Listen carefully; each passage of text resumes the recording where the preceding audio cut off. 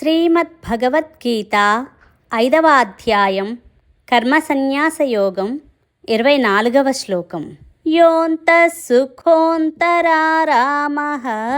తథాంతర్జ్యోతిరేవ యః స యోగి బ్రహ్మనిర్వాణం బ్రహ్మభూతోధిగచ్చతి. ఈ శ్లోకం యొక్క తాత్పర్యం: శ్రీకృష్ణుడు పలికెను, అంతరాత్మయందే సుఖించువాడును, ఆత్మయందే రమించువాడును, ఆత్మజ్ఞాని అయిన వాడును అగు సాంఖ్యయోగి పరమాత్మయందు ఏకీభావ స్థితుడై బ్రహ్మ నిర్వాణమును పొందును. ఈ శ్లోకం యొక్క వివరణ. ఈ శ్లోకం నుంచి జ్ఞానపరం గురించి చెప్పబోతున్నారు కృష్ణ పరమాత్మ. యహ అంతః సుఖః, తనలోనే పూర్ణత్వాన్ని కనుగొన్న అతను జ్ఞాని అవుతాడు.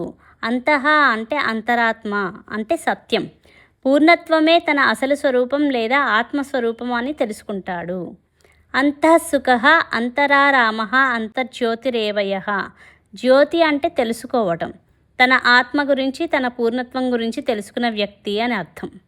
తనను గురించి తాను ఎప్పుడూ మర్చిపోని వ్యక్తి అంటున్నారు. అంటే ఏం చేస్తున్నా తన అంతర్గత స్వేచ్ఛను మాత్రం ఎప్పుడూ మర్చిపోడు. సయోగి, అటువంటి వ్యక్తే అసలైన యోగి. యోగి అంటే జ్ఞాని. అతని పరిస్థితి ఎలా ఉంటుంది అంటే బ్రహ్మభూతః అధిగచ్చతి, బ్రహ్మతో ఏకమవుతాడు. ఏకమవడము అంటే నిజంగా వెళ్ళి కలవడం కాదు. అతను తాను బ్రహ్మ కాక వేరే ఏమీ కాదని తెలుసుకుంటాడు. బ్రహ్మ అంటే పూర్ణత్వం. జ్ఞాని తాను పూర్ణుడని, తను ఆనందంగా ఉండటానికి, తనకు భద్రతనివ్వటానికి బాహ్యంగా ఏది అవసరం లేదని తెలుసుకుంటాడు. దీన్ని బ్రహ్మత్వం అంటారు. అతని ప్రారబ్ధ కర్మ ముగిశాక అతని శరీరం రాలిపోతుంది.